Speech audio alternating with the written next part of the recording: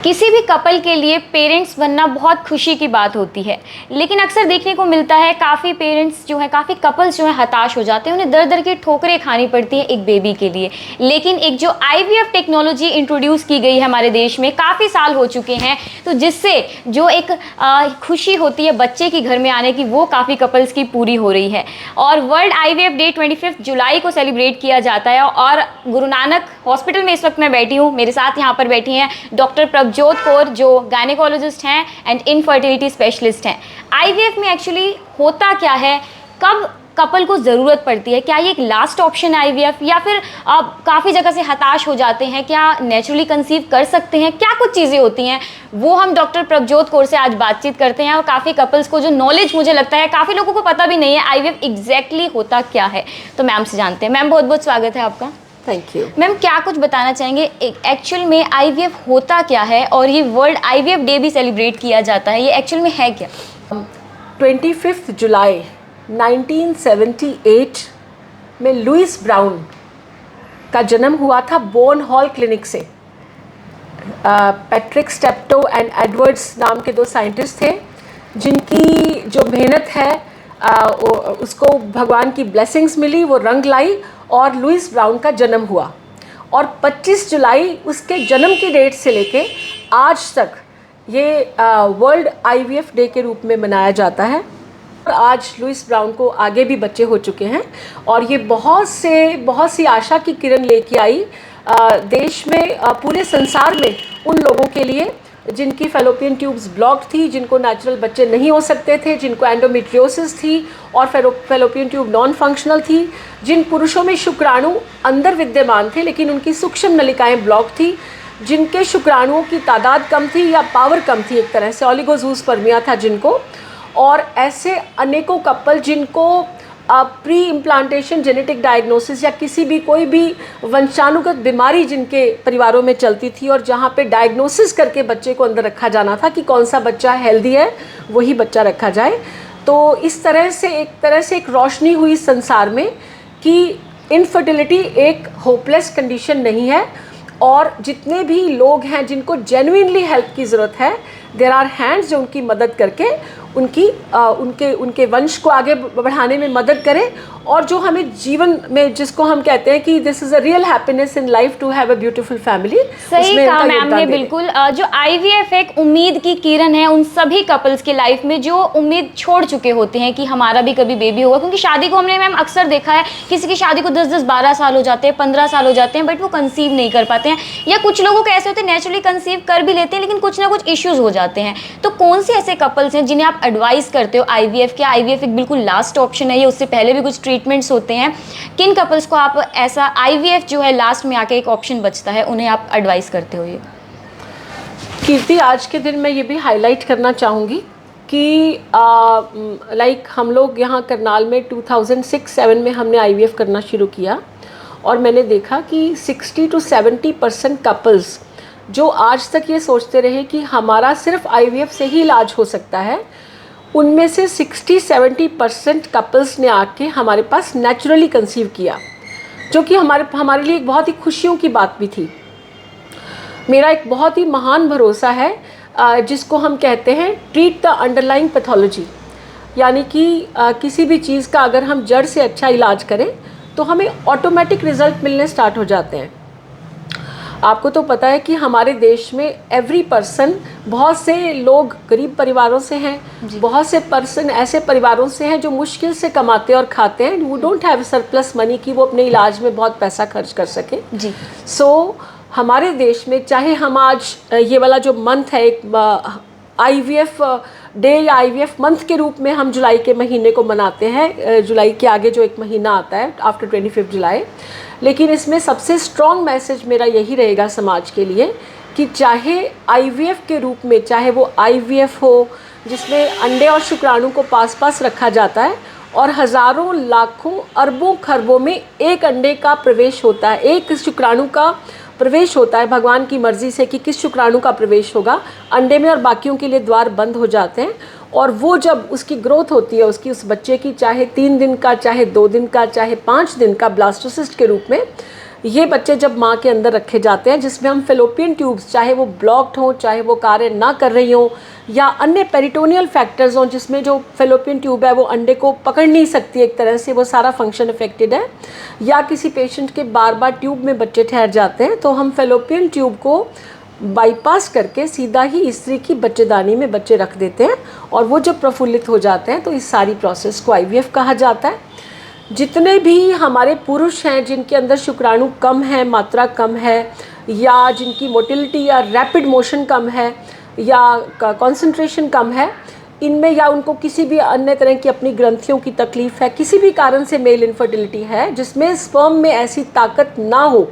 कि वो अंडे के अंदर प्रवेश कर सके, या अंडे के अंदर कोई ऐसी बीमारी हो, चाहे एंडोमेट्रियोसिस है, चाहे बड़ी उम्र का अंडा है, जिसमें अंडे के अंदर शुक्राणु का प्रवेश ना हो सके, तो ऐसी कंडीशंस में ICSI किया जाता है। या फिर अगर IVF में अगर बच्चे बन ही ना पाएँ, अगर डॉक्टर के हाथ खाली हो कि हमने बच्चे बनाए लेकिन बच्चे बने ही नहीं, तो ऐसी कंडीशन में स्पर्म को स्पर्म एक माइक्रो मैनिपुलेशन की ये बड़ी टेक्नोलॉजी है कि अंडे को काबू किया जाता है बड़ी अति सूक्ष्म मशीनों द्वारा, और स्पर्म को लेकर उसमें इंजेक्शन दिया जाता है, जिसके द्वारा बच्चे का जो है एम्ब्रियो या भ्रूण तैयार किया जाता है। तो चाहे वो IVF हो, चाहे ICSI हो, चाहे लेज़र असिस्टेड हैचिंग हो, जिसमें बच्चा हैच नहीं कर पाता, या तो बच्चे के आसपास की परत बहुत मोटी होती है, चाहे बड़ी उम्र के कारण या एंडोमेट्रियोसिस या किसी भी क्रॉनिक इन्फेक्शन के कारण, जिसमें कि हम लेज़र द्वारा या अन्य केमिकल मेथड्स द्वारा उसकी हैचिंग करवाते हैं ताकि बच्चा आराम से बाहर आ सके। क्योंकि 5वें दिन जब बच्चा फूल के कुप्पा हो जाता है, एक तरह से अच्छा साइज़ हो जाता है, तो वो अपने शेल में से बाहर निकल के ज़मीन पकड़ता है, यानी कि माता का गर्भ का जो एंडोमेट्रियम है उसको पकड़ता है।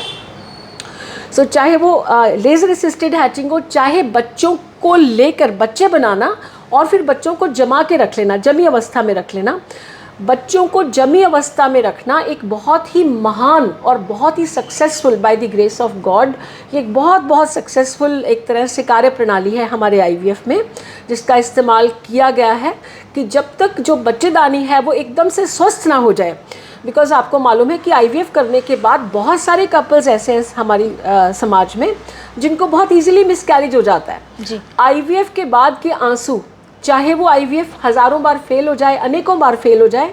चाहे वो IVF के बाद बच्चे की बत्ती जल के बुझ जाए, या IVF के बाद इजीली मिसकैरेज हो जाए, या जो पेशेंट को मैं कहती हूँ कि हज़ारों तरह की कॉम्प्लिकेशंस का प्रेगनेंसी में होना, चाहे वो बच्चे का छोटा रह जाना, पानी ना बढ़ना, वदना फूलना,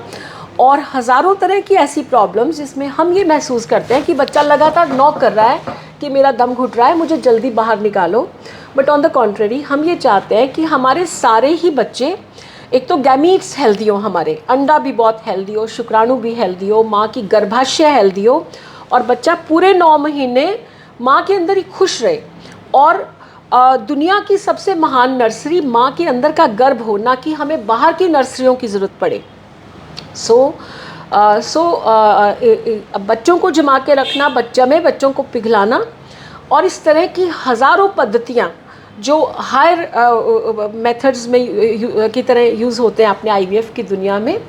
तो ये सभी मेथड्स चाहे आज हमारे पास हैं, आज हम एक कैमरा की मदद से या ऐसी मशीनों की मदद से मॉनिटरिंग कर सकते हैं, लगातार हर पल की मॉनिटरिंग कर सकते हैं कि ये बच्चे कैसे ग्रो कर रहे हैं। लेकिन इन हज़ारों पद्धतियों के होते हुए भी एक सारी इंसानियत के लिए जो सबसे ज़रूरी है वो नंबर 1 कि हम अपने बच्चों को, अपने बेटों को, अपनी बेटियों को सबसे पहले तो इनफर्टिलिटी की समस्या से बचाएं। जी मैम, आपने ये बात बोली कि इनफर्टिलिटी की समस्या से बचाएं। हालांकि टेक्नोलॉजी है हमारे पास, लेकिन वो ऑप्शन हमारा लास्ट बच जाता है। क्या कुछ आजकल हेल्दी लाइफस्टाइल नहीं रहे हैं मैम, जंक फूड खाना या बहुत सी ऐसी चीज़ें रहती हैं जो हमारे शरीर को नुकसान पहुँचाती है, चाहे वो लड़के हों चाहे वो लड़कियाँ हों। विमेन को क्या कुछ ऐसा करना चाहिए कि आजकल के टाइम में ध्यान रखना चाहिए हेल्दी लाइफ से? जैसे आपने बोला मिस कैरेज बहुत ईजिली हो जाते हैं आजकल, क्या कुछ लाइफस्टाइल में चेंजेस ला सकते हैं कि इस नौबत तक आने की ज़रूरत ही ना पड़े कि वो नेचुरली कंसीव कर लें? क्या कुछ अपनाने चाहिए हेल्दी लाइफस्टाइल? कीर्ति, आपने बड़े ही गोल्डन शब्दों का इस्तेमाल किया है। When I went to UK, मैं 1996 में सबसे पहले UK गई अपनी मेडिकल प्रैक्टिस के लिए वहाँ जी। तो जिस कोर्ट को कोर्ट ऑफ द ईयर का अवार्ड मिला, वो कोर्ट थी कि अगर हम अपना अपना खाना दवाई की तरह खाएं कि ये जो प्लेट में भोजन है यही मेरे जीवन की सबसे महान दवाई है। तो हमें दवाइयाँ भोजन की तरह नहीं लेनी पड़ेंगी। अगर हम खाने को दवाई समझ के खाते हैं कि मतलब जी अच्छा भोजन खाएं तो दवाइयाँ भोजन की तरह नहीं लेनी पड़ेंगी। तो बहुत अच्छा लगा। इसके अलावा आपको पता ही है कि लाइफस्टाइल में पानी, भोजन, exercise, workouts, no stress, actually वो सारा कुछ आता है जिसमें हमारे अंदर एक तो अच्छे पोषक तत्व जाएं, क्योंकि कहा जाता है कि you are what you eat. आजकल तो एक तरह से जंक फूड तो आजकल शुक्र है भगवान का कि अब हमारे टीनेजर्स को भी इस बात की नॉलेज है कि जंक फूड खा के वो बड़ी आसानी से बीमार पड़ सकते हैं, because obviously you are what you eat. So और जब हम गांव में जाते हैं, आज हम भगवान का लाख लाख शुक्र करते हैं कि हम हर सैटरडे को गांव में जा रहे हैं, और हमारे जाने का मेन पर्पस है कि किस तरह से पेशेंट ना बने। ये एक ऐसी बात है जिसको हम कहने से ज़्यादा करना चाहते हैं। और किस तरह से हॉस्पिटल्स में, जो गवर्नमेंट हॉस्पिटल्स में, प्राइवेट हॉस्पिटल्स में जो इतना रश है कि हर बंदा बीमार है, किसी को हाइपरटेंशन, ब्लड प्रेशर, किसी को बॉडी में क्लॉट्स बन रहे हैं, पुअर लाइफस्टाइल के कारण किसी को स्ट्रेस से तकलीफें हो रही हैं। तो एक तरह से हम जितनी भी लाइफस्टाइल रिलेटेड डिसऑर्डर्स को और ये बात कहते हैं, मुझे ये याद आ गया कि जब भगवान ने इंसान को बनाया और धरती पे भेजा तो जिस तरह से उन्होंने हमारा इम्यून सिस्टम तैयार किया वो इतना महान, इतना अच्छा था। जो बीमारियों से लड़ने की फ़ौज भगवान ने हमारे अंदर दी, वो फ़ौज इतनी ज़्यादा प्रबल है कि उसमें ट्यूबरकुलोसिस, मलेरिया, हज़ारों तरह से बीमारियों से लड़ने की ताकत थी। मैं अपने हर पेशेंट को प्यार से शेयर किया करती हूँ कि खून कौड़ा ते बंदा तकड़ा। तो ਅਸੀਂ ਇਹ ਸਾਰੇ अपनी 7 जनरेशन्स ਨੂੰ ਦੱਸ के जाना है कि साढ़े बच्चे बीमार ना पैन और हमारे बच्चे डॉक्टर्स के पास ना जाएं। तो परमात्मा दे चरना दा ओट आसरा लैके इसी प्रेयर के साथ, इसी प्रार्थना को सार्थक करने के लिए हम गांव में जाना, उसकी दया से हम जाना शुरू किया है कि लोग अगर बीमार ही ना पड़े, अगर हॉस्पिटल्स में रश ही ना बढ़े, मतलब प्यार से मिलने आए लोग हमसे, जो अगर जेन्युइन प्रॉब्लम्स है तो ज़रूर आए। और किस तरह से सारी इंसानियत बीमारी में, स्ट्रेस में, तकलीफ़ में, या अपने ऐसे बड़े उम्र की लोगों की सेवा, जो वो भी बीमार पड़े हुए हैं, तो सेवा वाला बंदा भी बीमार पड़ जाता है, जो बेचारा जवान बंदा सेवा में लगा हुआ है। तो अगर सारा समाज ही एक स्वस्थ समाज बने तो हम ऐसे बहुत सा, हमारे कितने सारे पल, कितना वक्त, कितनी एनर्जी, कितनी ऊर्जा और कितनी हमारा जो ताकत है वो देश को उठाने में लगेगी। तो आप देखो इससे कितना मैजिक पैदा हो सकता है। आज मैं ये सपना लेके जा रही हूँ गाँव में कि कैसे रूरल टूरिज्म आ जाए, कैसे साइकिलिंग ट्रैक्स बन जाए, कैसे औरतों की सैरगाह बन जाए, कैसे फलों की खेती हो, मेडिसिनल प्लांट्स की खेती हो, कैसे टेम्परेरीली वहाँ की जो ओपन ड्रेन सिस्टम है, क्या मच्छर, ओपन नालियाँ हैं जहाँ से बास आती है, वो किस तरह से हर घर वाला बिल्कुल थोड़े से पैसे खर्च करके उसको कवर करवाए। और जब वो, क्योंकि वो बड़ी इजीली ब्लॉक हो जाती हैं गांव की जो ड्रेन्स हैं, किस तरह से अगर ड्रेन हो जाए तो उसको ओपन करके फिर चला दिया जाए। और कैसे मोगरे से लेके हर तरह के फूलों फलों की खुशबू आए। हमारे बच्चे, हमारे नाती, दोते पोते सारे अमेरिका से, ऑस्ट्रेलिया से दादा दादी, नाना नानी के पास रहने आए, और कैसे गांव के लोगों के पास एक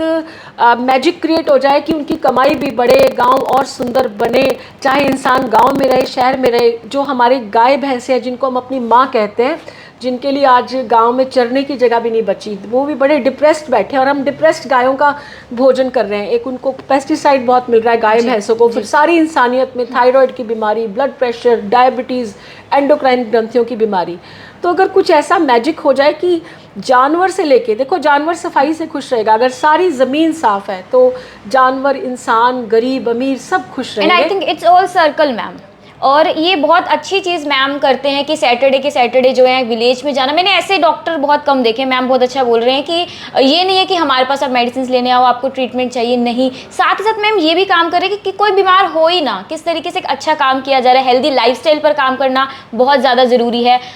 मैम अगर मैं बात करूँ IVF की, आप अच्छा काम भी कर रहे हैं। वर्ल्ड IVF डे और साथ साथ मंथ आप लोग सेलिब्रेट कर रहे हैं। बहुत से कपल्स ऐसे होते हैं, इसकी कॉस्ट भी ज़्यादा होती है, नहीं पेरेंट्स बनने की चाह होती है, लेकिन किस तरीके से बना जाए। गुरु नानक हॉस्पिटल क्या कुछ किसी तरीके से हेल्प कर सकते हैं उन लोगों की? ठीक है,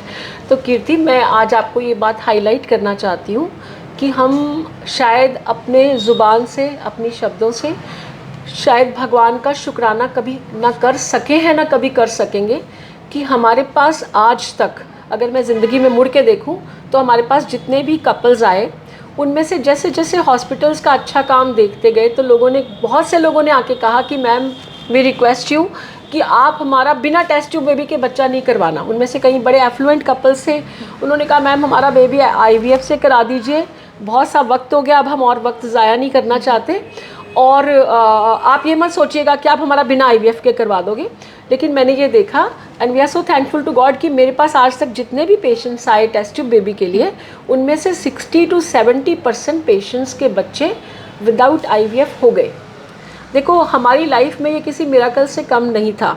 अगर किसी पेशेंट की ट्यूब्स में जहरीला पानी था, या ट्यूब में जिसको हम हाइड्रोसाल्पिंग्स कहते हैं, जिसमें कहा जाता है कि IVF भी कामयाब नहीं होता जब तक कि ट्यूब का जहरीला पानी जब तक ट्यूब को ब्लॉक ना कर दिया जाए, क्लिप ना कर दिया जाए, बच्चेदानी से कनेक्शन ना काटा जाए या उसको निकाल ना दिया जाए जो फूली हुई ट्यूब है। हमारे पास ऐसे पेशेंट्स के बच्चे नेचुरल हुए जिनकी ट्यूबों में से पानी गायब हो गया, जिनका हमने जड़ से इलाज करना चाहा कि उनकी ट्यूबों में से पानी सूख जाए। जितने लोगों को 4.25 सेंटीमीटर तक की एंडोमेट्रियोटिक सिस्ट थी, जो एक बड़ी मुश्किल सिस्ट मानी जाती है, पेशेंट हर साल 2 साल 3 साल में ये बड़े ही मुश्किल किस्म के ऑपरेशन करवाता है डॉक्टर्स से, और डॉक्टर्स को भी बड़ी परेशानियों का अनुभव करना पड़ता है। लेकिन और हर दूसरे तीसरे साल फिर हो जाती है, और सारी ज़िंदगी पेशेंट परेशान हो जाता है कि क्या मैं सारी उम्र ऑपरेशन ही करवाता रहूँगा डॉक्टर से। तो 4.25 सेंटीमीटर तक की सिस्ट हमने गायब होती हुई देखी एंडोमेट्रियोसिस के पेशेंट में। जब लड़कियां नई नई जवान होती हैं और कैसे कैसे उनकी बॉडी में अगर एंडोमेट्रियोसिस के लक्षण पाए तो कैसे मेरे स्टाफ प्यार से मजाक करता है, मैम ये तो आपका लेक्चर सुन के ही ठीक हो जाएंगे। तो हम भगवान का शुक्र करते हैं कि उनको एक तरह से जीने की राह दिखाई, उनको बताया कि क्या लाइफस्टाइल आपके लिए इम्पॉर्टेंट है। पॉलीसिस्टिक ओवरी के आज हमारी कॉलेजेस में, स्कूल में बहुत सी लड़कियां हैं, हमारी मैरिड लड़कियां बहुत सारी हैं, मैरिड बेटियां जिनको 6-6 महीने बाद, 4 महीने बाद, 3 महीने बाद पीरियड आता है। इनमें से बहुत से पेशेंट्स ऐसे थे जिनको इंजेक्शन लगा के, IVF के लिए इंजेक्शन्स लगा के भी अंडा नहीं बना, और ये मेरे पास आए 10-10 साल बाद, 5 साल 7 9 10 साल ट्रीटमेंट के बाद कि मैम अब इनको 2 बार अंडेदान से IVF कराया गया और ये भी फेल हो गया। और हमने जब उनके अंडे बनाए तो हमारे पास बच्चों की लाइनें लग गई। We are so thankful to God. मैं आपको हाईलाइट ये करना चाहती हूँ कि इन बेटियों को भी बिना IVF के भी बच्चे हो सकते हैं, अगर हम इनकी प्रॉब्लम्स को बहुत लंबा और पुराना ना होने दें। और जिन लोगों की अंडेदानियाँ फेल हो चुकी थी, यानी कि ओवेरियन फेलियर के केसेस थे, जिनके ओवेरियन रिजर्व्स कम थे, उनको, जिनको एक तरह से बिल्कुल निराशा ही हाथ में दे दी गई थी एक तरह से, जो कि सच था एक तरह से, क्योंकि जो किताबों में लिखा है डॉक्टर्स वही सजेस्ट करते हैं। तो उन पेशेंट्स को हमारे पास अपनी कैसे कैसे अंडेदानियों की, इसको देसी भाषा में कहेंगे, कैसे कैसे उनकी लाइट जली, कैसे कैसे उसकी रिजुविनेशन हुई, कैसे कैसे अंडेदानी के प्राण वापस आए, और किस तरह से उनकी अंडेदानी की ताकतें बढ़ी भी और बच्चे हो गए उनके हेल्दी प्यारे प्यारे। अगर हमारे जीवन में, और ऐसे तो बहुत से पेशेंट्स हैं जिनकी फेलोपियन ट्यूब्स ब्लॉक थी। फेलोपियन ट्यूब्स ब्लॉक होने को हमारी साइंस में कहा जाता है कि कृपया करके कोई डॉक्टर इसको खोलने की कोशिश ना करें, क्योंकि अगर आप खोलेंगे तो फिर बंद हो जाएगी, फिर खोलेंगे फिर बंद हो जाएगी, और पेशेंट एक कन्फ्यूजन में रहेगा कि हाँ ये डॉक्टर ने मेरी खोल दी, मेरा हो जाएगा, फिर कुछ साल निकल जाएंगे। बट मैंने ये पाया अपने जीवन में कि जिन पेशेंट्स को किसी बीमारी के स्वरूप, बीमारी के कारण उनकी फेलोपियन ट्यूब्स चिपक जाती हैं, बंद हो जाती हैं, या ट्यूब में जहरीला पानी पैदा हो जाता है, अगर फेलोपियन ट्यूब्स में कोई तकलीफ़ का वास है,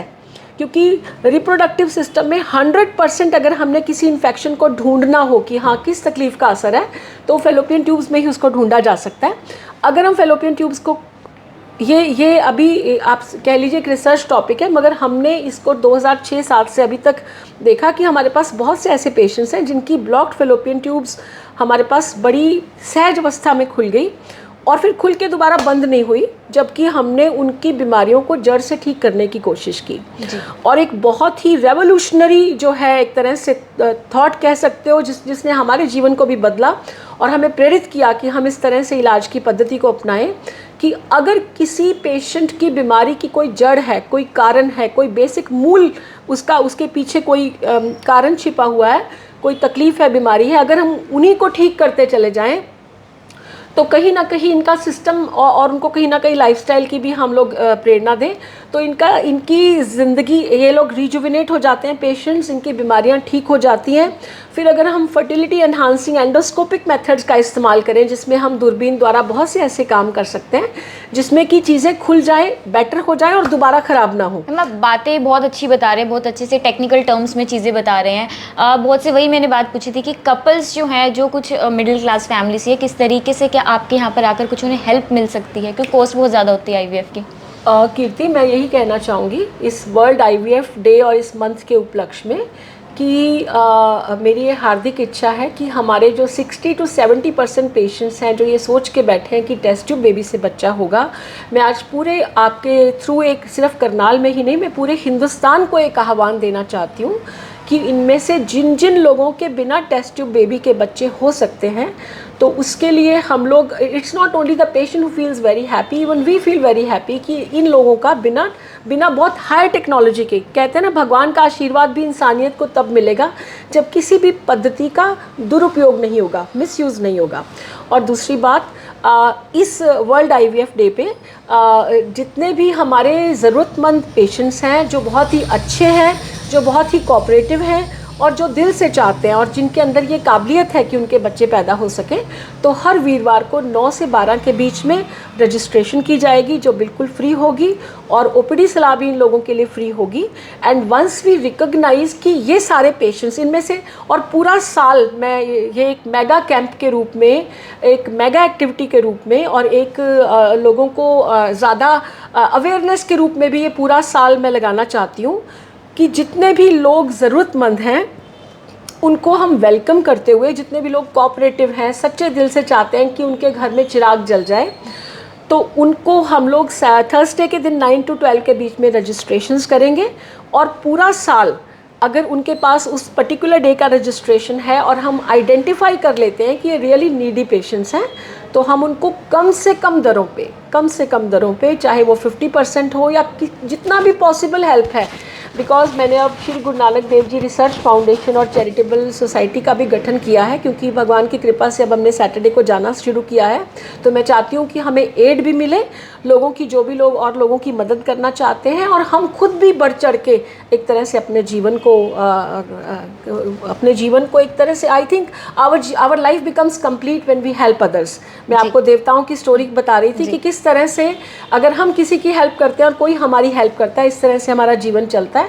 तो एवरी थर्सडे 9 to 12 के बीच में रजिस्ट्रेशन की जाएगी, उसमें से इंटरव्यू लेके लोगों को आइडेंटिफाई किया जाएगा, और जो लोग हमें लगेंगे कि वो हमारे लिए बहुत फिट और अच्छे हैं, कोऑपरेटिव हैं, और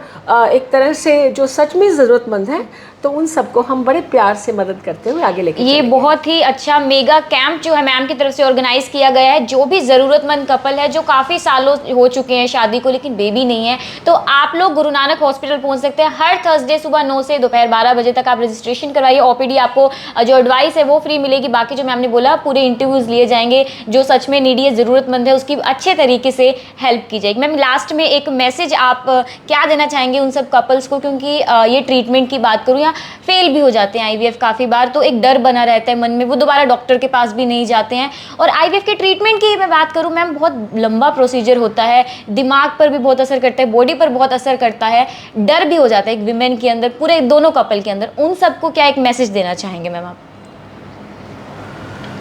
देखिए, पहला मैसेज तो मैं ये देना चाहूँगी कि अगर किसी घर में बेबी नहीं है